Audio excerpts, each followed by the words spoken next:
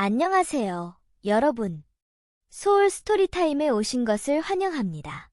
오늘부터 우리는 신카이 마코토 원작, 아키사카 아사히 각색의 소리를 잃어버린 아이와 함께할 여정을 시작합니다. 그리움과 신비로운 세계, 우리가 좇는 목소리에 관한 이야기. 지금 시작해볼까요? 10화. 신은 집안에 울려 퍼지는 울음소리에 눈을 떴다. 이제 몸을 일으킬 수 있었다. 나른함이 조금 느껴졌지만 신은 침대에서 일어나 울음소리가 들리는 쪽으로 갔다. 노인이 지켜보는 가운데 마나가 울고 있었다. 그 손 안에는 더 이상 움직이지 않는 미미가 웅크리고 있었다. 죽었구나. 신은 아스나가 알면 분명히 슬퍼할 것이라고 생각했다.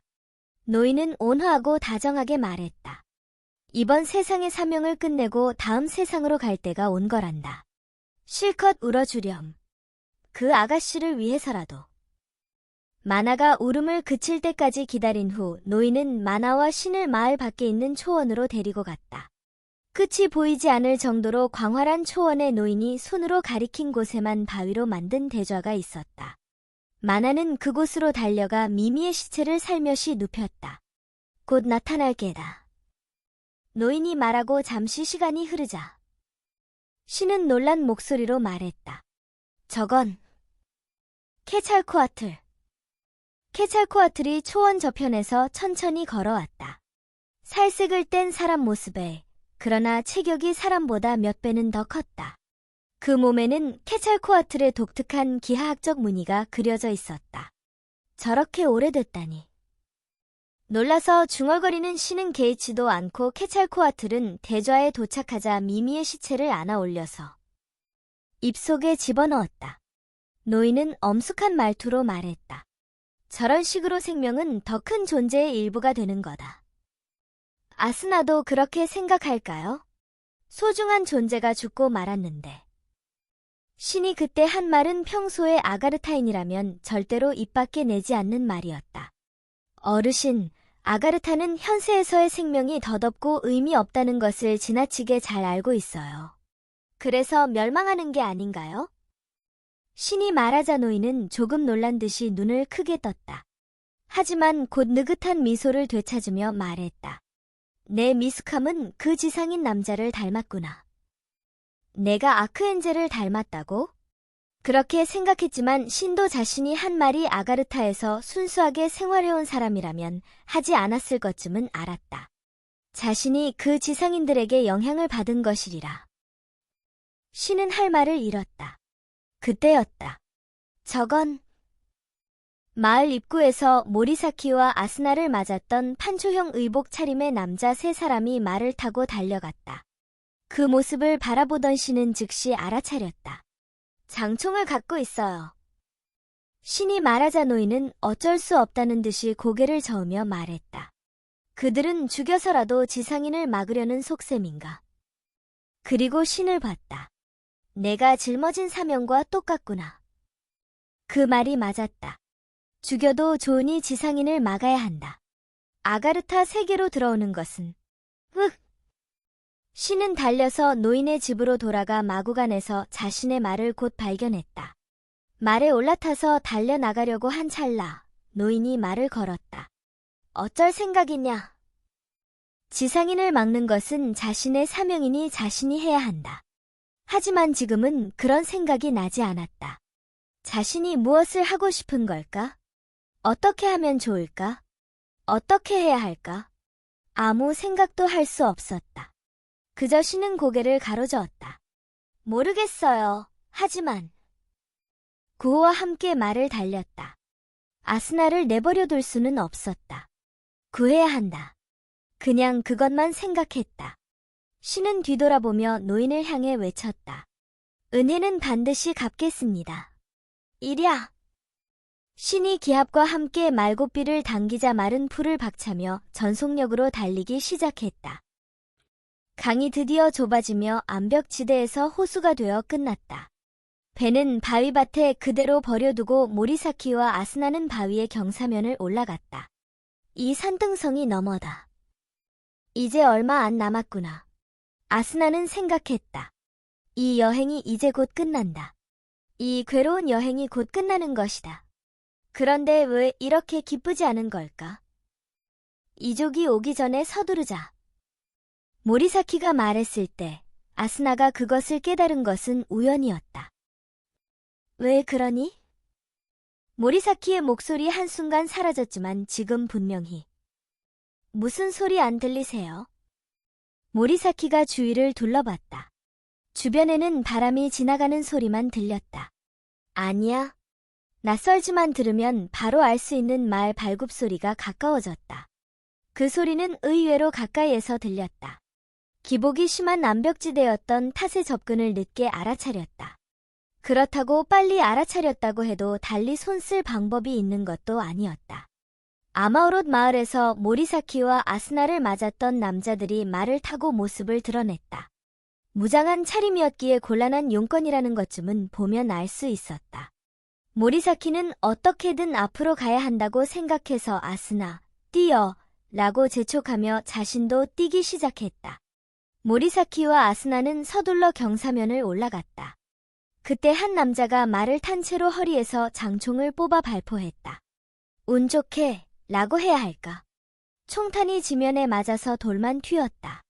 어쩌면 그것은 위협사격이었을지도 모른다. 모리사키가 아스나의 손을 잡아 끌어서 적당한 바위 뒤에 숨었다. 어떻게 하면 좋을까? 전혀 알 수 없는 아스나 앞에서 모리사키가 품에서 권총을 꺼냈다.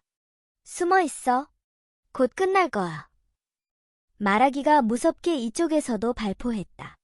탄원을 주고받았다. 각자의 탄원이 아슬아슬한 곳에서 명중하지 않았다. 선생님, 사람을 죽이면 안 돼요. 그런 말을 하려고 한 줄 알았는지 모리사키가 짧게 말했다. 놈들도 우리를 죽일 작정이야.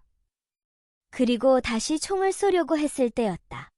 갑자기 날아온 단도가 모리사키의 총을 떨쳐냈다. 그 일격은 전혀 예상치 못한 방향에서 날아왔다. 모리사키는 피할 수 없었지만 다치지도 않았다. 총만 정확히 노리고 멋지게 던진 것이다. 뭐야? 모리사키가 외치자 아스나도 깜짝 놀라며 바라봤다. 아니. 그곳에 달려온 것은 말을 탄 신이었다. 신은 달리는 말의 기세를 죽이지 않고 그대로 뛰어내려 착지한 후 모리사키의 총을 쳐낸 단도를 집어 올려서 손에 쥐었다. 그리고 모리사키와 아스나를 감싸듯이 서서 아마오롯 병사와 맞섰다. 신! 쓸데없는 짓을. 아스나와 모리사키가 각각 외치자 신은 힘찬 목소리로 대답했다. 아무도 죽이지 마. 아가르타의 증오만 키울 뿐이야. 신은 우리를 도우려고 하는 건가? 그때 지상인은 죽여야 했다고 말했는데 지금 이 상황이 너무나도 기뻤다. 맞은편에 아마오롯 병사들이 말에서 내렸다. 카난 마을의 소년이군. 왜 지상인을 감싸지? 이 두 사람은 당신 마을의 소녀를 구해줬어. 그 은혜를 잊은 건가?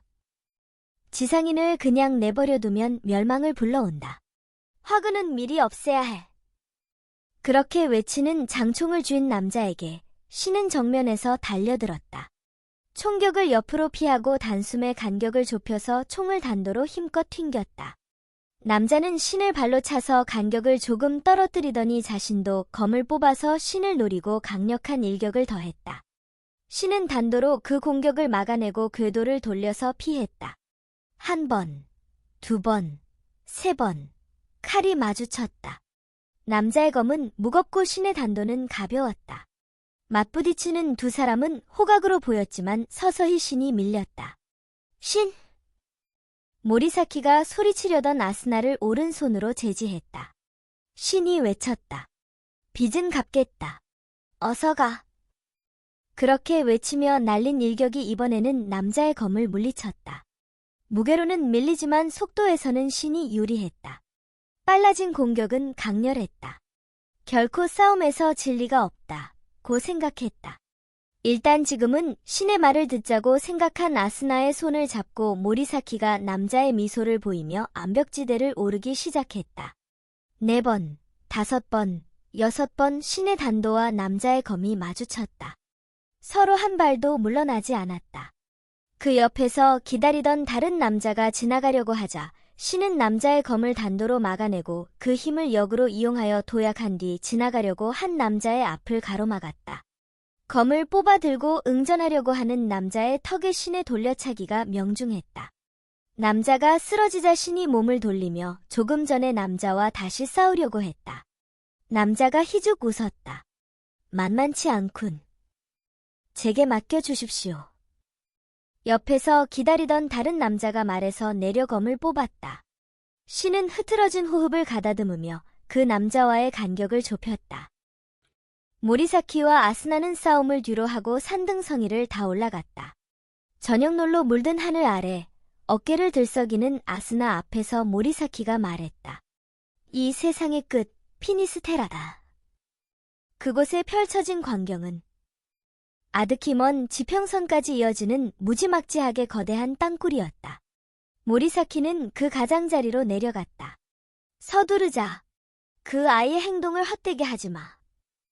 아스나는 모리사키를 따라 내려갔지만 그곳은 그야말로 낭떠러지였다. 바로 밑을 내려다봐도 바닥이 보이지 않았고 한없이 암벽만 이어진 절벽이었다. 그곳에서 절망을 느꼈다. 아스나는 이런 곳을 절대로 못 내려간다고 생각했지만 모리사키는 짐을 내려놓고 아무렇지 않은 말투로 말했다. 몸을 가볍게 해라. 절벽을 타고 내려갈 거야. 아스나는 겁내면서 구멍 속을 들여다봤지만 암벽 등반 전문가라 해도 못 내려가지 않을까? 그렇게 생각한 것은 훨씬 나중에 이 구멍에 대해 생각났을 때의 일이었고 이때의 아스나는 단순히 순수한 생명의 근원적인 감정, 공포를 느꼈다. 오금이 펴지지 않아 서 있을 수 없는 아스나는 그 자리에 주저앉았다. 무리예요. 다른 곳을 찾아서. 아스나가 말하려고 했지만 모리사키는 쌀쌀하게 거절했다. 그럴 시간이 없어. 해가 지면 이족이 나올 거다. 가자. 아. 모리사키가 암벽을 손으로 잡으며 신중하게 내려가기 시작했다. 아스나는 서둘러 짐을 내려놓았다. 선생님. 모리사키는 암벽을 내려갔다. 아스나도 뒤를 따르려고 했지만 구멍 밑에서 불어온 바람에 날아갈 뻔했다. 아스나. 모리사키의 도움으로 간신히 살았다. 두 사람은 벼랑 위로 돌아왔다. 아스나는 온몸에 힘이 빠져서 지면에 넙죽 엎드리며 흘러넘치는 눈물을 참을 수 없었다. 자신이 이 정도로 무력하다고 느낀 것은 태어나서 처음이었다. 이렇게나 한심하다니. 여기까지 여행을 계속했는데 목적지를 눈앞에 두고 갈 수 없는 것이 억울했다.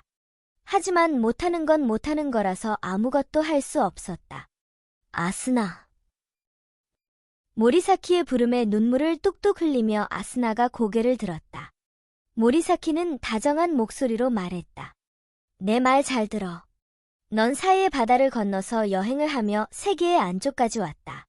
이 절벽도 반드시 넘을 수 있을 거야. 넌 무엇을 위해서 아가르타에 왔지? 그 눈빛도 다정했다. 마치 딸을 바라보는 아빠처럼. 그러나 아스나는 고개를 가로저었다. 무리도 아니었다. 다 큰 어른도 주저할 만한, 그보다 현명함으로 회피할 만한 절벽이었다. 11살밖에 안 된 소녀가 도전할 수 있는 절벽이 아니었다. 전 무리예요. 못하겠어요. 그 말은 아스나가 이 여행에서 처음으로 한 포기의 한마디였다. 신과 남자의 싸움은 계속되었다. 그러나 신과 남자 사이에 결정적인 차이 두 가지가 있었다. 아니, 어쩌면 하나라고 해야 할까? 뭐니 해도 신은 아직 11살이었고 아마우롯의 남자들은 3배 이상은 더 살았다. 체력적으로나 경험적으로도 신이 확실히 뒤떨어졌다. 신의 움직임이 조금 둔해진 순간을 남자는 놓치지 않았다. 옆으로 휘두른 주먹이 신의 뺨을 쳤고 신은 그 충격에 날아가 단도를 떨어뜨렸다. 신은 지면을 굴러서 넝마조각처럼 가로누웠다. 이제 그만해라. 아가르타에서 지낼 곳을 잃고 싶은가? 검을 들이댄 남자의 말을 듣고 다시 일어섰다. 지낼 곳 따위는. 그리고 신은 주먹을 내질렀다. 애초에 없었어. 남자가 그 주먹을 막아냈다. 그리고 남자는 2번 다시 검을 휘두르지 않았다. 맞받아친 주먹을 신이 간신히 피하고 반대로 주먹을 2발, 3발, 4발 날렸다. 남자가 그것을 피해서 재빨리 받아넘기며 막아냈다. 알겠다. 울음을 터뜨린 아스나의 앞에서 모리사키가 말했다. 나 혼자 가지. 크라비스를 빌려다오. 그 대신에 넌 이걸 가져가. 모리사키가 건넨 것은 권총이었다. 강을 거슬러서 노인의 집으로 돌아가거라. 밤에는 물에 들어가 이족을 피하고. 그리고 모리사키는 말했다. 이 말만은 꼭 해야겠다고 생각했다. 아스나, 난 내가 살아주길 바란다. 이기적인 말로 들릴 수 있지만 가능하면 이 말을 기억해주렴. 그렇게 말하고 모리사키는 미소 지었다.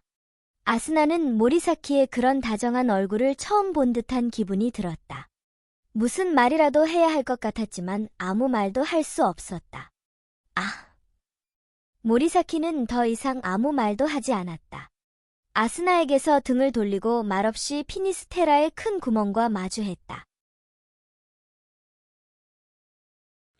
뺨에 일격을 맞고 태세가 무너진 틈에 발로 차인씨는 땅바닥을 굴렀다. 이번에야말로 일어날 힘도 없어서 남자가 목에 댄 칼날에도 저항조차 할 수 없었다. 난 죽을지도 몰라. 신이 그렇게 생각했을 때였다. 크라비스의 숨결이 느껴졌다. 확실히 크라비스가 있는 곳을 느낄 수 있었다. 여태껏 신에게 불가능했던 넘지 못한 벽이었다. 이제는 쉽게 느낄 수 있었다. 남자들도 크라비스의 숨결을 느낀 것은 마찬가지인 모양이었다. 크라비스가 피니스테라 밑으로 사라졌다. 더는 쫓아갈 수 없어. 싸움은 무의미하다. 그렇게 말하며 남자는 검을 거뒀다. 하지만 지상이는 어차피 살아서 절벽을 내려갈 수 없을 테지. 그리고 신에게 등을 돌리며 말했다. 애송이, 앞으로 아가르타에도 지상에도 내가 편히 쉴 수 있는 곳은 어디에도 없을 거다. 넌 영원히 유랑하는 삶을 선택했다. 그걸 두고두고 후회하도록 해라. 그렇게 말하며 남자들은 말을 타고 유유히 떠났다. 남자들이 사라지고 잠시 후 신이 겨우 비틀거리며 일어났다. 자신의 에마에게 다가갔다. 여기까지 무리하게 달리게 해서 미안해. 설 수 있겠어? 말은 조용히 신의 말을 따라 일어섰다. 자, 그럼 이제 어디로 갈까? 소울 스토리타임을 시청해주셔서 감사합니다. 오늘의 이야기가 마음에 드셨다면 좋아요와 구독을 눌러주세요. 매주 화요일, 수요일, 금요일, 일요일에 새로운 이야기로 찾아뵙겠습니다. 다음 이야기까지 행복한 시간 보내세요. 그럼 안녕.